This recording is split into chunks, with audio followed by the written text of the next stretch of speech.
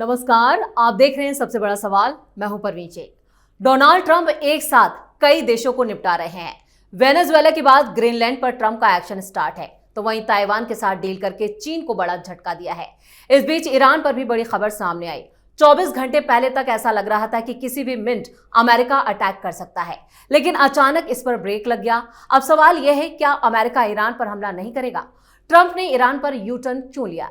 यह सवाल इसलिए खड़ा हो रहा है क्योंकि अमेरिका की लगातार धमकी के बाद ईरान के राजदूत अमीरी का एक बड़ा दावा सामने आया। उन्होंने कहा कि ट्रंप ने भरोसा दिया है कि अमेरिका ईरान पर हमला नहीं करेगा। ट्रंप ने व्हाइट हाउस से देर रात करीब 1 बजे ईरान को संदेश भिजवाया था कि हम ईरान पर हमला नहीं करना चाहते। ऐसा दावा ईरान का है। हालांकि ट्रंप ने खुलकर यह नहीं कहा कि हम हमला नहीं करेंगे। उन्होंने कहा कि खामनेई ने मेरी शर्तें मान ली हैं। तो क्या खिचड़ी पका रहे हैं ट्रंप? इस पर चर्चा के लिए स्टूडियो मौजूद हैं कैपिटल टीवी के editor in chief doctor Manish Kumar. Sir, आपका बहुत बहुत स्वागत है। धन्यवाद। ट्रंप से जुड़ी कई खबरें एक साथ चल रही हैं, जिसमें चीन भी है, ताइवान भी है, ईरान भी है। आखिर क्या खिचड़ी पका रहे हैं ट्रंप?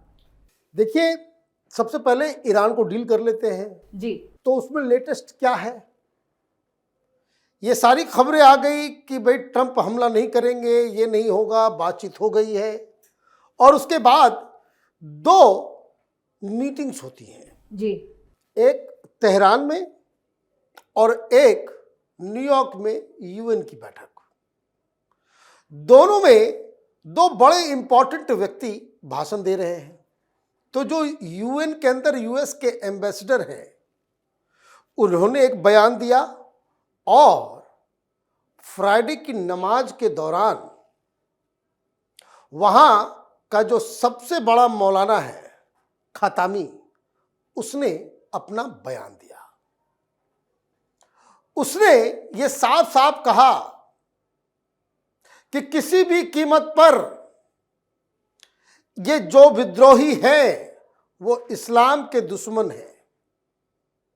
इन्होंने एक इस्लामिक रूल शरिया के खिलाफ काम किया है। इनका एक्शन वो है जो कुरान के खिलाफ है और इसलिए शरिया के मुताबिक इनके लिए सजाए मौत है। जी। मस्जिद को जलाने वाले सजाए मौत है, बुर्का को जलाने वाले सजाए मौत है। एक इस्लामिक शासन के खिलाफ लड़ाई लड़ना इस्लाम के खिलाफ है। That tent amounts to a revolt against Islam. इसकी सजा शरीयत में मौत है। जी। ये बाकायदा पूरे रेडियो पर टेलीकास्ट किया गया है। पूरे रेडियो के ऊपर ये भाषण दिया गया कि वहां किसी को छोड़ा नहीं जाएगा। डोनाल्ड ट्रंप ने क्या कहा था कि ईरानियन हमारी बात मान चुके हैं, वहां पे हत्या नहीं होगी, फांसी नहीं होगी, किसी को गिरफ्तार नहीं किया जाएगा और साथ ही साथ ये भी कह दिया था हेल्प इज कमिंग। जी। तो आप समझिए कि मसला कहां फंसा हुआ है। ये ईरानियन झूठ बोल रहे हैं और ईरानियन झूठ नहीं बोल रहे हैं, सिर्फ अमेरिकी भी झूठ बोल रहे हैं। वो भी झांसा दे रहे हैं कि अटैक तब करेंगे जब वो संगीन होकर के बैठ जाए कि अब अमेरिका हमला नहीं करेगा और तब जाकर के हमला कर दे, जैसे पिछली बार किया था। तो ये बयान आया तो देर रात यूएन में जो बैठक हुई उसमें अमेरिका की तरफ से साफ साफ कह दिया गया कि Donald Trump is a man of action. हम रुकेंगे नहीं। जी। जिस तरीके से और ये बताया जा रहा है कि जो यूएन के ह्यूमन राइट कमीशन है उसके मुताबिक 2200 लोगों की मौत हो चुकी है और ये नाकाबिले बर्दाश्त है, इसलिए हम छोड़ेंगे नहीं। और उन्होंने साफ कहा कि for us all options are ready on the table. विलंब क्यों हो रहा है यह भी समझ लीजिए। वहां जो कुछ एयरक्राफ्ट कैरियर नेवी का जो पूरा का पूरा जत्था वो तो पहुंच ही रहा है जी। उसको रोका नहीं गया है। 3 भेजे जा रहे हैं, ठीक। अब वो तो वहां पे है, लेकिन ये दिक्कत पाकिस्तान की तरफ से हो रही कि पाकिस्तान खुले रूप से वो जो है एयर बेसिस मुहैया कराने में हिचक रहा है। American will not go inside. जो गलती उन्होंने इराक में किया, अफगानिस्तान में किया, वो नहीं करना चाहते। वो उस तरह का ऑपरेशन चाहते, क्योंकि खून लग गया है ना, कि जैसा कि उन लोगों ने किया कहां, वेनेजुएला में, कि करके आ जाओ बाहर। अब देखिए मचाडो जो है वहां पहुंच गई, गदगद हो गए डोनाल्ड ट्रंप, अपना नोबेल प्राइज जो है दे दिया उनको, इमोशनल हो गए वो। मैंने कितना, मैंने आप ये समझिए कितना लोभ, कितना लालच, कि वो आकर के बोले कि आप ले लीजिए, कि आप ही हकदार हैं, 8 वॉर आपने रुकवा दिया, you are the man of peace, you have brought peace in Venezuela. तो वेनेजुएला के ऊपर कब्जा हो ही गया। मैं पहले दिन से कह रहा हूं, it is not about Venezuela, it is not about Greenland, it is not about Iran, it was always about China. China का वर्चस्व वो हर जगह से हटाना चाहते हैं, इसलिए उनको बहुत ज्यादा प्यार आ रहा है उन देशों के ऊपर जो चाइना के दोस्त हैं, प्लेन एंड सिंपल। तो वेनेजुएला से भगाया गया, क्योंकि आप देखिए कि वेनेजुएला के जरिए वेनेजुएला से हटाया और 4 को धमकी दे दी, जहां जहां चाइनीज घुसे हुए हैं, चाहे वो कोलंबिया हो, चाहे वो क्यूबा हो, चाहे वो मैक्सिको हो, कि भाई फिर मारूंगा मैं। वो सारे लोग अपने पॉलिसी बदलने के बाद हटाओ चाइना को यहां से, जी, है ना। चाइना भी ट्रांजैक्शनल दोस्ती करता है, ऐसा नहीं कि किसी पे वो एहसान करता है। बहुत एक्सप्लॉइटेटिव किस्म के उसका जो है वो करार होता है। लेकिन डॉक्टर साहब, जो ताइवान और अमेरिका के बीच डील का जो इतना ज्यादा चर्चा में है, वो क्यों है? वो चर्चा इसलिए है कि बहुत सारे लोगों ने थ्योरी दे दी, बहुत सारे लोगों ने थ्योरी दे दी कि जैसे अमेरिका ने वेनेजुएला के ऊपर कब्जा कर लिया, तो ताइवान के ऊपर चाइना कब्जा कर लेगा। लीगली कोई, भाई लीगल वर्ल्ड है कहां? There is no rule of law. अभी तो लठैती चल रही है, जिसकी लाठी उसकी भैंस। और China is a paper tiger. मेरी बात को मानिए आप, कि चाइना के पास कोई भी वॉर का एक्सपीरियंस नहीं है। लास्ट वॉर इसने वियतनाम से लड़ाई लड़ी 1967 में, और उसमें भी वो हार गया, वियतनाम से हार गया। ये भाग गया, अपने जान बचा करके भागा वहां से।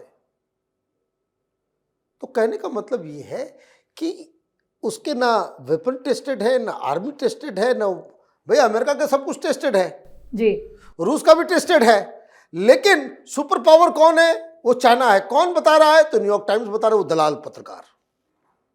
अभी देखिए, वो एक पत्रकार है, रूटर में लिखता है, ये हिंदुस्तान का ही है, दलाल है। वो लगातार आर्टिकल लिखे जा रहा है, पाकिस्तान का जो एयरप्लेन जो है J-17, उसकी मांग बहुत हो रही है, बहुत हो रही है। भाई कितने पैसे मिले तुमको मीर जाफर? तो अब होता क्या है कि लोग इस तरह की चीजें, प्रोपेगेंडा है कि चाइना बड़ा पावरफुल है, तो ये है। ये किसने बताया है? ये वो पैसे दे देकर के वो हवा क्रिएट किया गया है। जैसे हम लोगों को ही समझाया जाता था कि कश्मीर में आर्टिकल 370 हटेगा तो कश्मीर अलहदा हो जाएगा, अलग हो जाएगा। It is the only bridge, कोई नहीं हटा सकता। और अगर आप उसको अपने पास रखने की कोशिश करेंगे तो बड़ी दिक्कत हो जाएगी। ये पाकिस्तान के अंदर घुस के नहीं मारा जा सकता, वॉर हो जाएगा। वो पागल लोग हैं, न्यूक्लियर पावर है तो ये है। यही करते थे ना, जूते खा खा करके हिंदुस्तानी जो है वो कभी मुंबई में खा रहे हैं जूते, कभी दिल्ली में, तो कभी बनारस में, तो कभी अहमदाबाद, हर जगह बम धमाके हो रहे थे। लेकिन हम रिएक्ट नहीं कर रहे थे। क्यों? वो मीडिया ने ऐसा प्रेशर बना रखा था कि देखो ये बड़ा दिक्कत हो जाएगा। प्रधानमंत्री मोदी ने क्या किया? यही ब्लैकमेल को, इसी जो ब्लफ है उसको प्रधानमंत्री मोदी ने पकड़ लिया। आओ बच्चों, अब मारेंगे, अब चलाओ तुमको जो चलाना है, जो चलाना है चलाओ। तो ठोक के हम लोग मार रहे हैं। डोनाल्ड ट्रंप को भी यही समझ में आया। वो भी चाइना के ब्लफ को वो समझ गए कि भाई ये बकवास करता है, ये लोग, ये सिर्फ मीडिया टाइकून है। तो वो टेस्ट कर लिया वेनेजुएला में। तो वेनेजुएला में जब टेस्ट हो गया कि ये तो किसी काम का नहीं है, जिस दिन मादुरो को उठाया गया जी, उस दिन हाई लेवल लास्ट वीडियो उसका जो है, ये कोई मीडिया वाले नहीं बता रहे हैं, ये सब वामपंथी दलाल चाइनीज, कि उसका लास्ट विजुअल जो आया दुनिया के सामने वो एक हाई पावर्ड चाइनीज डेलीगेशन से मिल रहा था। ये किडनैपिंग उस वक्त हुई है कि जब चाइना का डेलीगेशन वहां उसके सानिध्य में वहां पे उसके हॉस्पिटैलिटी एंजॉय कर रहा था। आप समझे, आप उसको बचा नहीं सके। भाई हिंदुस्तान ने तो बचाया शेख हसीना को, तो दैट वाज टेस्टेड। सारा वेपन, सारा वो J-17 वगैरह सब है उसके पास, वेनेजुएला के पास, सब टेस्टेड, सब किसी काम का नहीं रहा। आप एक गोली चलाने लायक नहीं बचे। मतलब ये कि चारों खाने चित हो गए। तो वहां से उनको मौका मिला तो ग्रीनलैंड बोल रहे हैं जी। क्या ग्रीनलैंड क्यों चाहिए भाई? वो चाइनीज शिप जितना जो आ रहा है जा रहा है सबको ध्यान रखें। चाइना को वहां घुसने नहीं देंगे क्योंकि रेयर अर्थ मटेरियल है वहां पे। तो ईरान के ऊपर कब्जा, ईरान में अचानक से क्यों पब्लिक आ गई? और सब कुछ वो अमेरिका से चल रहा है, ये भी मैं आपको बता दूं। अमेरिका स्पॉन्सर, वो पूरा अमेरिका के द्वारा ही चलाया जा रहा है, पैसे वगैरह सब कुछ वहीं से आ रहा है। क्यों? वहां चाइना बैठा हुआ है, चाइना को यहां से भी भगाएंगे। अभी बस बयानबाजी आ रही है, खमैनी को मार भी देगा, कुछ नहीं होने वाला है। द ओनली प्रॉब्लम इज खमैनी जो है वो मुसलमानों का नेता है, बहुत जगह पे कुछ डिस्टर्बेंस होगा, लेकिन उतना ही पागल डोनाल्ड ट्रंप भी है, उनको कोई लेना देना नहीं है। बहुत सारे लोग देख रहे हैं, अखबार में आ रहा है कि सऊदी अरब तो कुवैत और ये सारे लोग जो है प्रेशर, अभी कोई लेना देना नहीं है उससे। डोनाल्ड ट्रंप मारेंगे जब उनका मन करेगा, सीधा बात।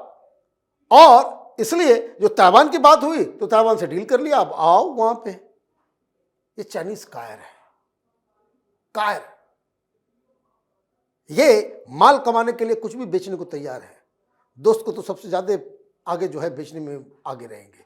तो ये पूरी कहानी उसी ओर जा रही है। खमैनी जाएगा, चाइना बचा नहीं पाएगा। ग्रीनलैंड अमेरिका कब्जा करेगा, उसे कोई बचा नहीं पाएगा। सोचना हिंदुस्तान को है कि हम जिस तरह से वेट एंड वॉच अभी कर रहे हैं, that is the best policy, कि जब फाइनल पिक्चर जब आ जाए तब फिर हिंदुस्तान को कोई पोजीशन लेना चाहिए। एंड फॉर गॉड से अभी की सरकार तो वैसी नहीं है कि हमको इस चक्कर में नहीं जाना मोरली क्या सही है क्या गलत है, ये सब नहीं।